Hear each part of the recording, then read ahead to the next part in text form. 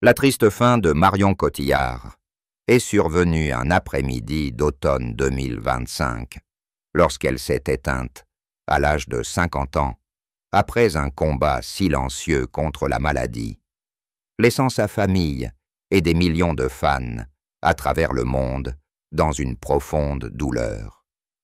Les funérailles ont eu lieu au cimetière du Père-Lachaise à Paris, où des roses rouges, symbole de son rôle d'Édith Piaf, ont été dispersées le long de l'allée, créant une scène de deuil inoubliable. Sa famille, dont ses 2 enfants, Marcel et Louise, et son ex-mari, Guillaume Canet, se tenaient silencieusement près du cercueil, les larmes ruisselant sur leurs visages hagards. Nicéema Tello, sa mère, qui avait inspiré sa carrière artistique depuis l'enfance, serrait son petit-fils Marcel dans ses bras, murmurant des mots de réconfort à travers ses sanglots. Son père, Jean-Claude Cotillard, aux cheveux blancs, lut un court poème que Marion avait aimé, la voix tremblante, comme s'il rejouait un dénouement tragique.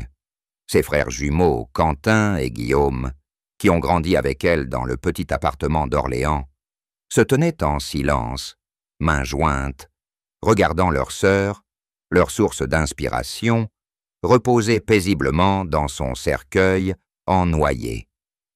Des collègues comme Léa Seydoux, Juliette Binoche et Leonardo DiCaprio sont venus du monde entier lui rendre hommage, déposant chacun une fleur sur la tombe, chuchotant des souvenirs de films qu'ils ont tournés ensemble, comme Inception et Minuit à Paris. Des milliers de fans se sont rassemblés devant les grilles du cimetière, tenant des bougies et chantant « Non, je ne regrette rien », l'iconique chanson de Piaf que Marion a si magnifiquement interprétée dans La Môme. Son héritage réside dans ses rôles intemporels, de la femme forte dans De rouille et d'os, à l'héroïne dans Allié, qui ont inspiré des générations d'actrices. Cette immense tristesse est non seulement une perte personnelle, mais aussi un immense vide dans le cinéma français et hollywoodien, où son talent a autrefois brillé. Les funérailles ont duré 3 jours, avec des cérémonies commémoratives dans les cinémas parisiens, où le public était assis en silence pour regarder ces films, les larmes mêlées d'applaudissements. Il est déchirant de penser que Marion, une femme qui a surmonté tant d'obstacles pour atteindre le sommet, s'en est allée, laissant un vide irremplaçable. La plus grande tristesse de Marion Cotillard fut probablement sa séparation brutale avec Guillaume Canet en juin 2025, après 18 ans de vie commune, une relation autrefois considérée comme un symbole d'amour durable dans l'industrie française du divertissement. Elle a confié dans une rare interview que cette douleur était comme la perte d'une partie de son âme, car ils étaient non seulement partenaires de vie, mais aussi partenaires artistiques, fondant une famille avec 2 jeunes enfants. Marcel, 14 ans, et Louise, 8 ans, ont été victimes innocentes de cette rupture, voyant leurs parents inséparables sur les tournages de films comme Rock'n'Roll, vivre séparément, ne se voyant que par de brefs appels vidéo. Marion, qui a grandi dans une famille d'artistes créatives mais instables, espérait que leur mariage serait différent, un refuge loin des projecteurs.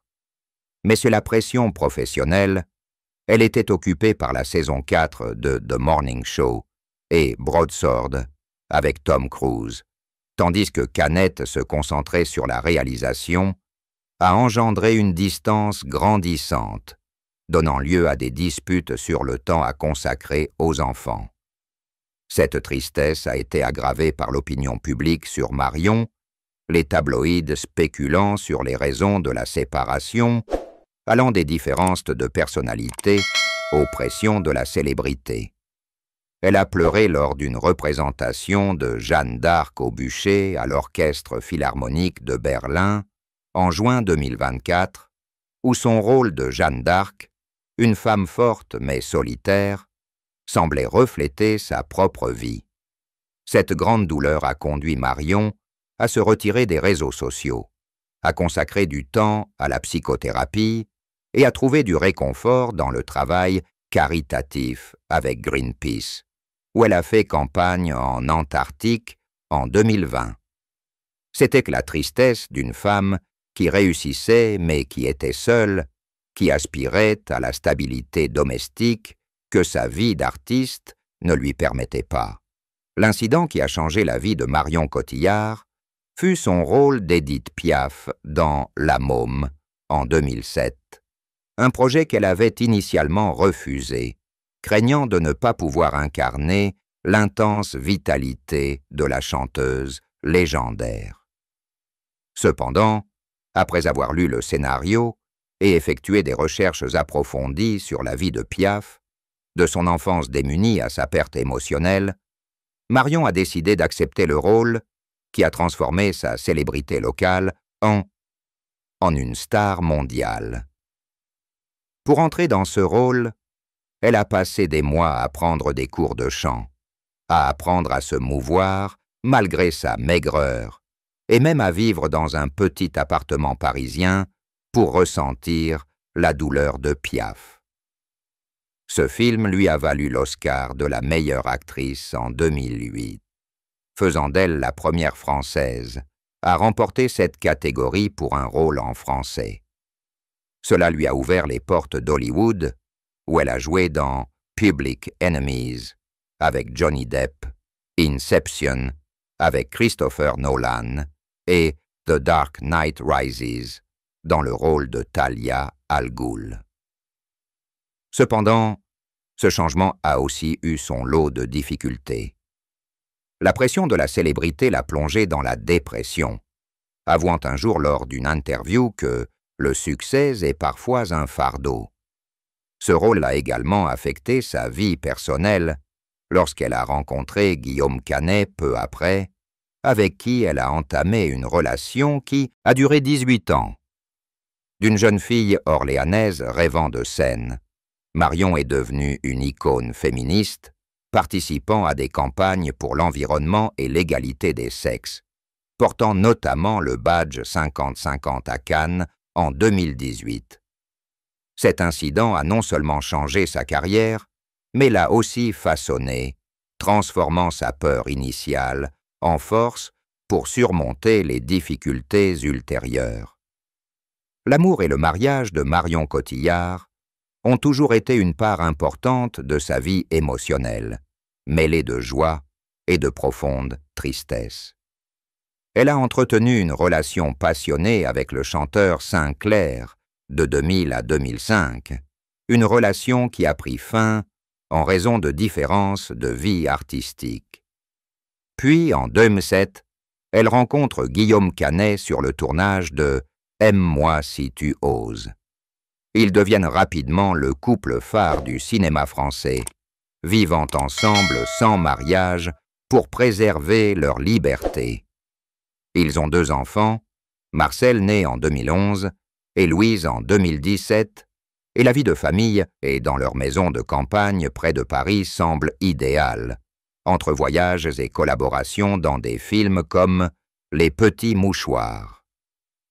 Cependant, la plus grande tristesse amoureuse est leur rupture en 2025, après 18 ans de séparation, lorsque la pression professionnelle et la fatigue de la pandémie les séparent.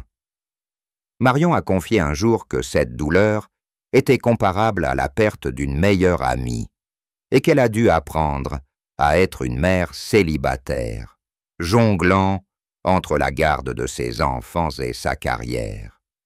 Ils entretiennent néanmoins une relation amicale pour le bien de leurs enfants, se retrouvant souvent lors de fêtes familiales.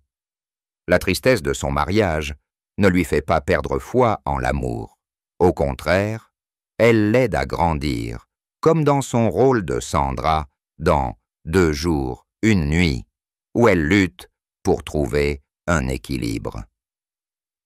Le secret que Marion Cotillard a longtemps caché est son combat privé contre la dépression après sa victoire aux Oscars en 2008, un fardeau qu'elle n'a révélé que récemment lors d'interviews sur sa santé mentale. Elle a autrefois dissimulé de longues nuits blanches, un sentiment de solitude sous les projecteurs et a même envisagé d'abandonner le métier d'actrice à cause de la pression d'incarner Piaf, un rôle qui l'a forcée à perdre énormément de poids et à vivre dans l'ombre du personnage.